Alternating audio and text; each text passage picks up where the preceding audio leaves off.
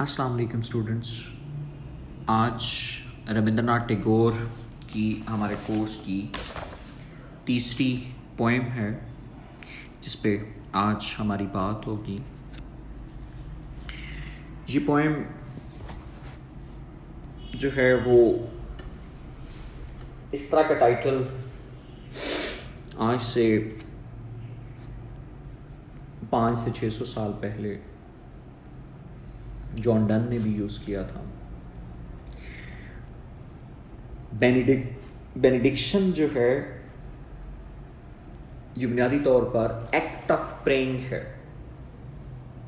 For divine protection,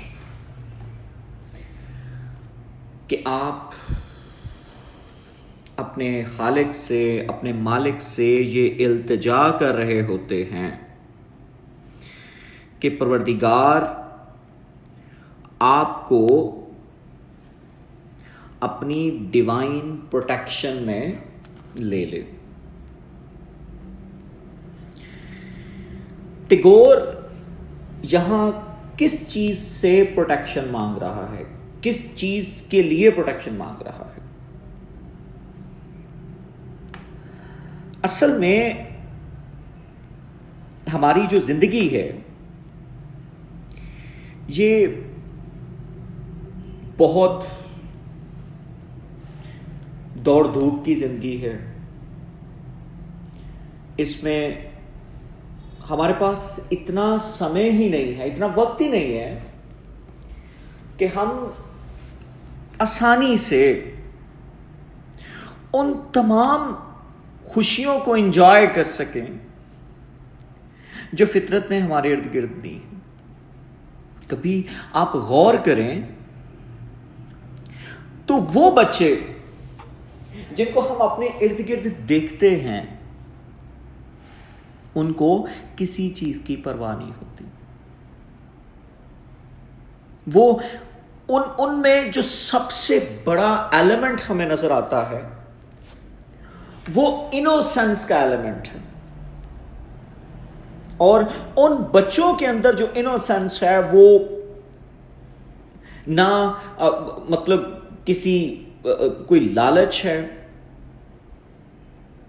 ना वो हम बड़े लोगों की तरह, हम जो जब ग्रो अप हो चुके हैं उनकी तरह वो चीजों के पीछे भागते नहीं हैं। जस्ट एक अपने मन के अंदर वो अपनी चीजों के साथ इंगेज रहते हैं।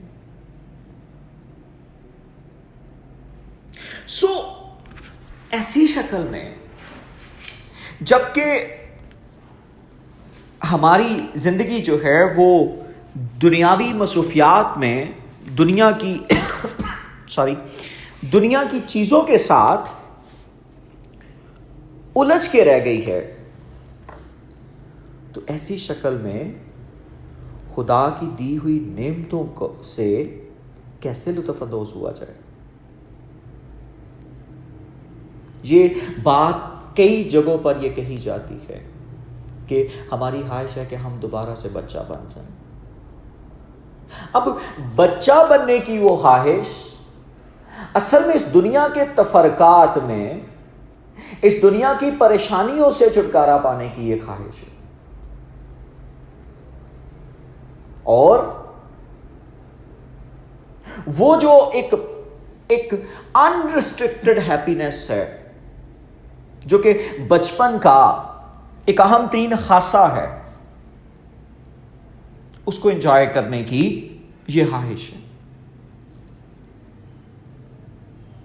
हम में से हमने कभी भी ये कोशिश नहीं की कि हम चंद लम्हे बैठकर अपने अंदर के उस बच्चे को एक दफा जानने की कोशिश करें कि जो हमारे ही दिल के किसी खाने में छुपा बैठा है, जिसको हमने इस दुनिया की दौड़ धूप में कहीं अंदर ही दफन कर दिया है।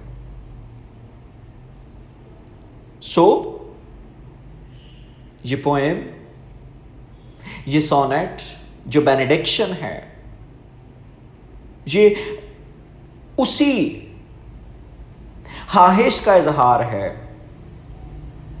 और पोएट इस के अंदर इल्तजा कर रहा है अपने क्रिएटर से कि मुझे तेरी डिवाइन प्रोटेक्शन चाहिए। किसके लिए चाहिए? उस बच्चे के लिए जो मेरे दिल के अंदर कहीं छुपा बैठा है। तो वो पोएट क्या कहता है? ब्लेस। किसको कह रहा है? He is addressing directly to God. Bless this little heart. इस छोटे से नन्हे से दिल को क्या करो? Sure your blessings. Bless the heart of the child.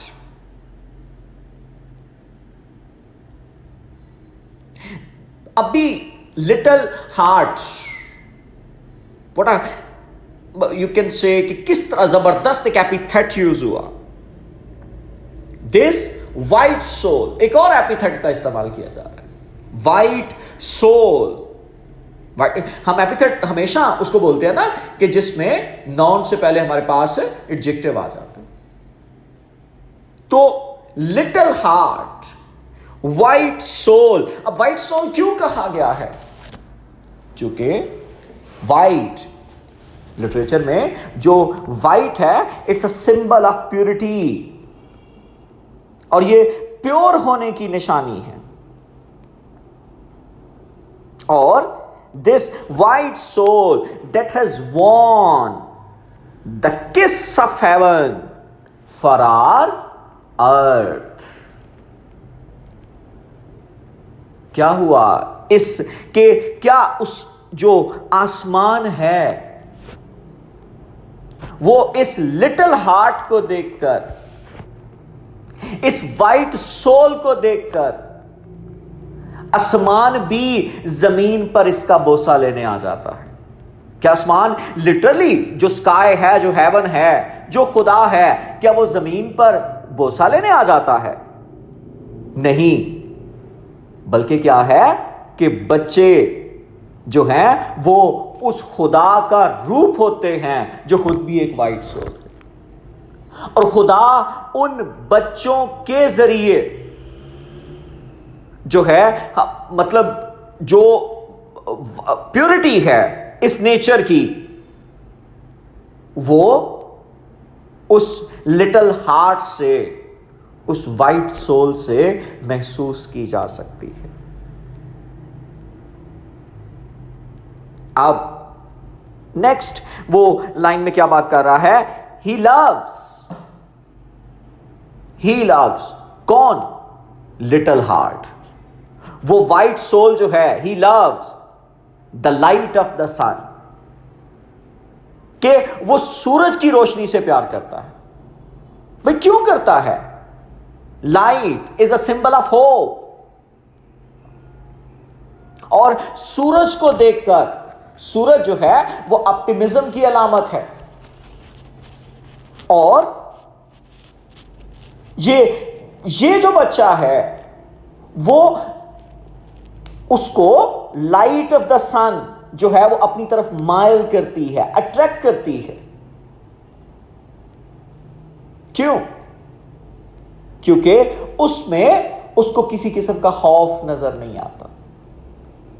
उसमें वो अपनी रोजमर्रा के मामूलात को आसानी से सरंजाम दे सकता है। He loves the light of the sun. He loves the sight of his mother's face. कैसा शानदार बैलेंस किया है पोएट ने इस लाइन में। Light of a sun is a symbol of hope. And when a child looks at his mother's face, he also gets some hope. कितनी शानदार बात है। He loves the sight of his mother's face. वो अपनी मां के चेहरे से मोहब्बत करता है। जिस तरह से सूरज की रोशनी उसके लिए उम्मीद की एक किरण उसको देती है, जिस तरह से रोशनी जो है वो एक उम्मीद का मतलब जो है उम्मीद के तौर पर लिया जाता है, इस तरह से मां का चेहरा भी मोहब्बत और उम्मीद की निशानी।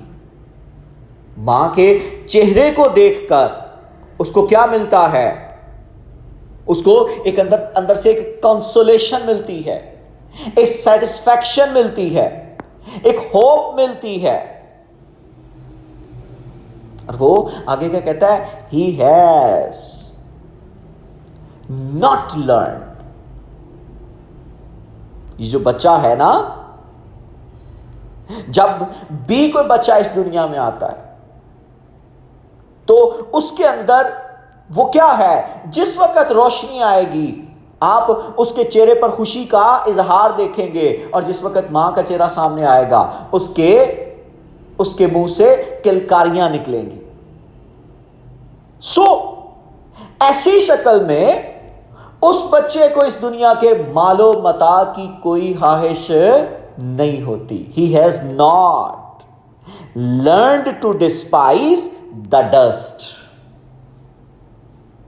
कभी आप बच्चों को देखें, गौर करें, आज हमारे ऊपर अगर थोड़ा सा मट्टी का दाग लग जाए तो हम क्या करते हैं? हम बड़े कॉन्शियस हो जाते हैं कि ये मट्टी जो है वो मेरे ऊपर लग गई है। लेकिन कभी आप उन बच्चों को देखें जो सारा दिन मट्टी में अटे हुए होते हैं और उसे कभी मट्टी से नफरत नहीं होती। That's the innocence।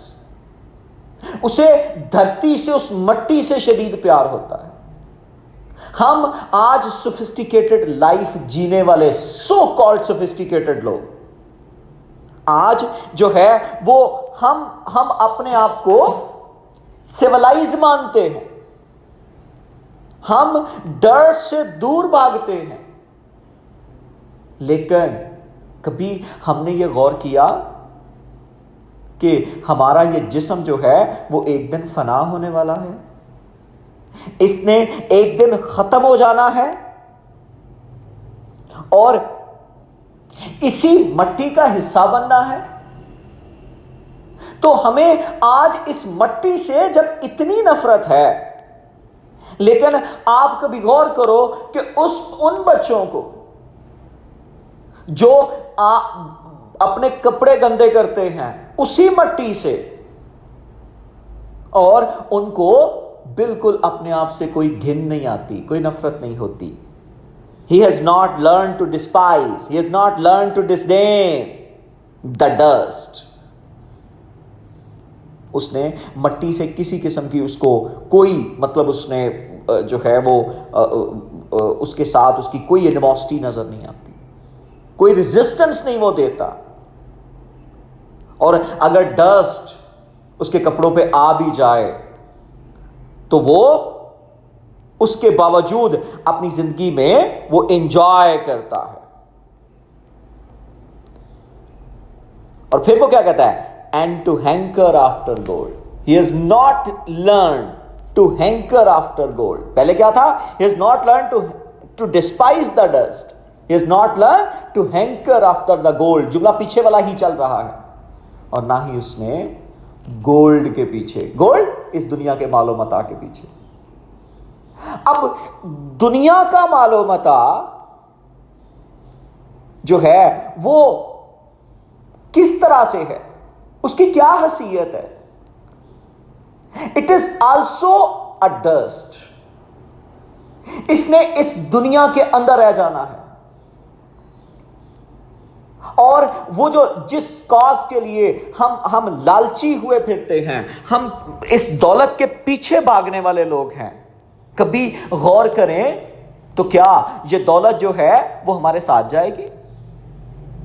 आप किसी बच्चे को देख लें, उसको कभी किसी पैसे की कोई परवाह नहीं होती, उसे मोहब्बत चाहिए।